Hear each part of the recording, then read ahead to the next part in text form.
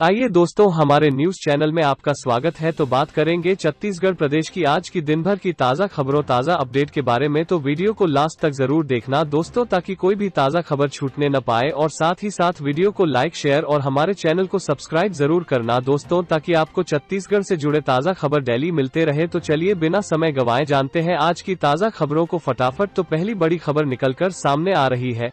छत्तीसगढ़ में तूफान ताउते का असर, इन जिलों में तेज हवाओं के साथ हो रही जमकर बारिश, आकाशीय बिजली ने बरपाया कहर, कई इलाकों में ब्लैकआउट। चक्रवात ताउते का सरगुजा में भी असर दिखाई दे रहा है। ऐसा लगा रहा है कि तूफान ने सरगुजा संभाग में एंट्री कर ली है। यहाँ तेज हवाओं के साथ जमकर बारिश हो रही है। वहीं शहर समेत कई ग्रामीण इलाकों में ब्लैकआउट हो गया है। ऐसा ही नजारा बलरामपुर जिले में भी देखने को मिला है। जिले में ताउते तूफान का असर व्यापक रूप से दिखाई दे रहा है। यहाँ पिछले 2 घंटे से बारिश हो रही है। यहाँ जिले के 12 गांवों में ब्लैकआउट हो गया है। निचली बस्तियों के घरों में पानी घुस गया है। वहीं कोरिया जिले में भी बीते चक्रवात ताउते का असर दिखाई दे रहा है। यहाँ भी तेज हवाओं के साथ बारिश जारी है। आकाशीय बिजली गिरने से घटनाएं भी हुई हैं। वहीं अगली बड़ी खबर है, छत्तीसगढ़ में आज जारी होंगे 10वीं बोर्ड का रिजल्ट। जाने कैसे देख पाएंगे रिजल्ट। छत्तीसगढ़ माध्यमिक शिक्षा मंडल की कक्षा 10वीं बोर्ड परीक्षा का परिणाम 19 मई यानी आज घोषित किया जाएगा। सुबह 11 बजे स्कूल शिक्षा मंत्री doctor Premsai Singh TECOM result जारी करेंगे। छत्तीसगढ़ माध्यमिक शिक्षा मंडल रायपुर के सचिव प्रो वी.के. गोयल ने यह जानकारी दी है।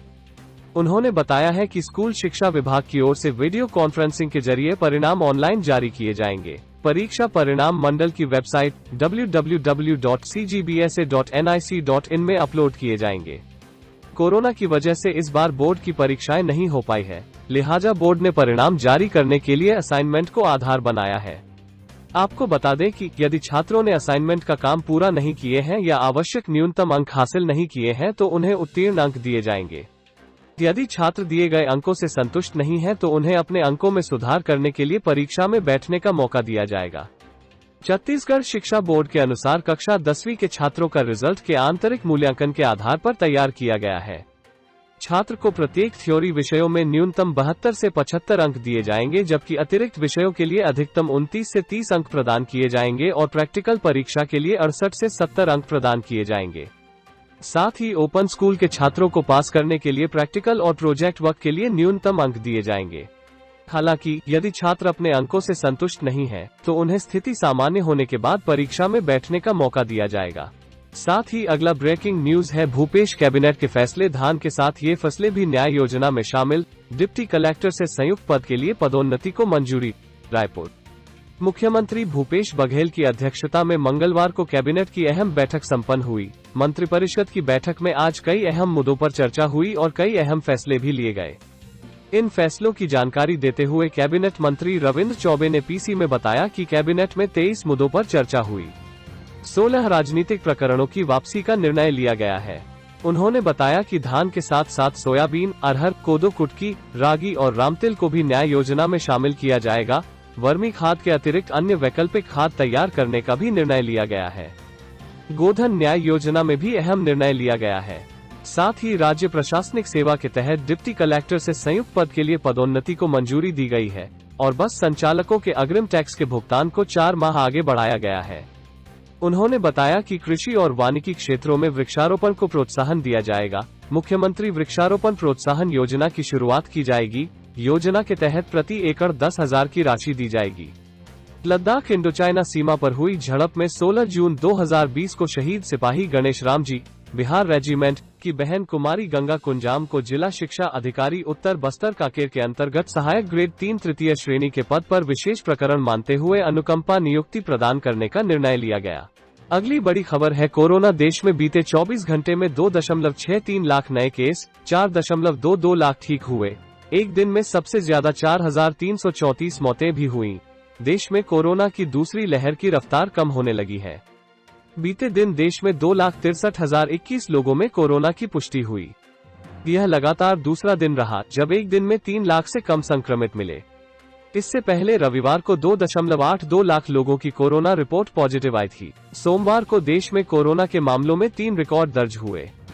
पिछले 24 घंटे में रिकॉर्ड 4,22,391 लोगों ने कोरोना को मात दी। यह एक दिन में कोरोना से ठीक होने वालों का सबसे बड़ा आंकड़ा है। इससे पहले 8 मई को 3.86 लाख लोग ठीक हुए थे। इस तरह पिछले 24 घंटे में एक्टिव केस यानी इलाज करा रहे मरीजों की संख्या में रिकॉर्ड 1.63 लाख की कमी हुई। इससे पहले 16 मई को इलाज करा रहे मरीजों के आंकड़े में 1,836 की गिरावट रिकॉर्ड की गई थी। हालांकि मौत का आंकड़ा चिंता बढ़ाने वाला है। सोमवार को देश में रिकॉर्ड 4,334 संक्रमितों की मौत हुई। यह भी एक दिन में जान गंवाने वालों का सबसे बड़ा आंकड़ा है। इससे पहले 7 मई को 4,233 लोगों की मौत हुई थी। बने रहिए दोस्तों, तो अगली बड़ी खबर है, युवाओं को टीका लगाने में देश में 6वें नंबर पर छत्तीसगढ़ में टीका लगाने के अभियान में प्रदेश का देश में दूसरा स्थान है। छत्तीसगढ़ में अब तक 65 लाख से ज्यादा लोगों को टीका लग चुका है, जबकि 1,94,00,000 लोगों को टीका लगना बाकी है। छत्तीसगढ़ से ज्यादा सिर्फ हिमाचल प्रदेश में टीकाकरण हुआ है। छत्तीसगढ़ की तुलना में पड़ोसी राज्य मध्य प्रदेश, ओडिशा और झारखंड काफी पीछे हैं। वहीं छत्तीसगढ़ में 26% लोगों को टीका लग चुका है। पड़ोसी राज्य झारखंड में 12%, मध्य प्रदेश में 14%, ओडिशा में 17% युवाओं को टीका लगा है।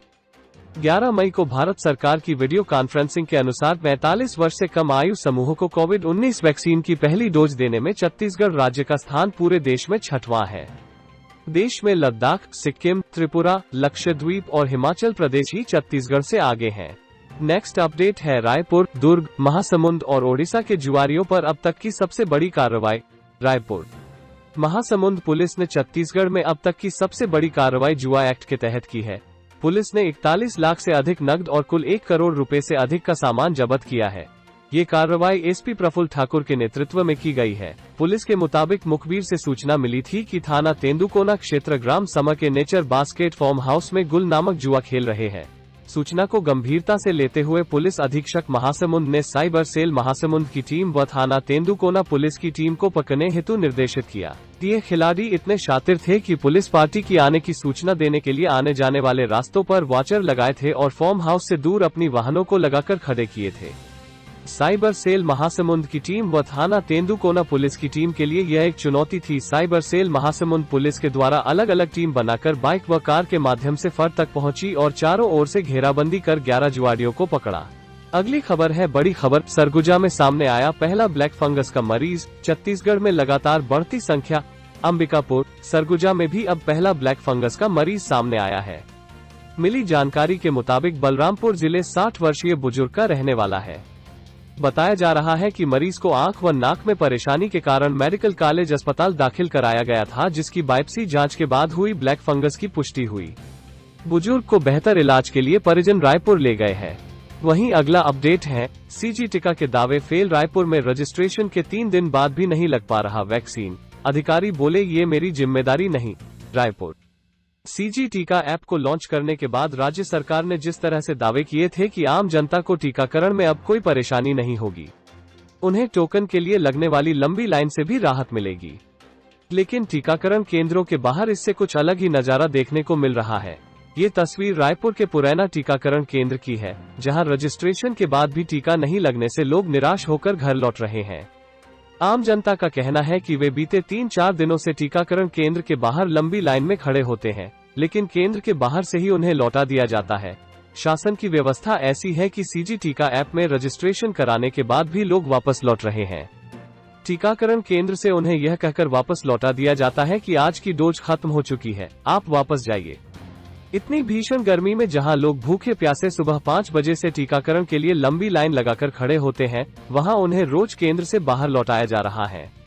केंद्र के बाहर खड़े राकेश का कहना है कि रोज रोज यही व्यवस्था देखने को मिलती है। हम सुबह 5 बजे से खड़े हैं। सीजी टीका ऐप में 15 मई को रजिस्ट्रेशन करवाया था, 18 तारीख हो गया, लेकिन अब तक मुझे टीका नहीं लगा। इसी बीच अगली बड़ी खबर निकलकर सामने आ रही है। दर्दनाक हादसा, तेज रफ्तार कार ने स्कूटी सवारों को मारी टक्कर, एक ही परिवार के 3 लोगों की मौत। अंबिकापुर बतौली थाना अंतर्गत बेलकोटा गांव के पास सड़क हादसा हो गया। हादसे में एक ही परिवार के 3 लोगों की मौके पर ही मौत हो गई। ये हादसा सीतापुर अंबिकापुर मार्ग में हुआ है। पुलिस मामले की तफ्तीश कर रही है। बतौली पुलिस के मुताबिक एक परिवार स्कूटी से बतौली रोड की ओर से अंबिकापुर आ रहा था, वहीं दूसरे ओर से तेज चलती हुई कार ने स्कूटी सवार परिवार को जोरदार टक्कर मार दी। टक्कर इतनी भयानक थी कि स्कूटी के 2 टुकड़े हो गए। वहीं स्कूटी पर सवार सभी की मौके पर ही मौत हो गई। फिलहाल पुलिस मौके की जांच पड़ताल में लग गई है। पुलिस का कहना है कि मौके से कार चालक अपनी कार छोड़कर फरार हैं, जिनका जल्द ही पता कर लिया जाएगा।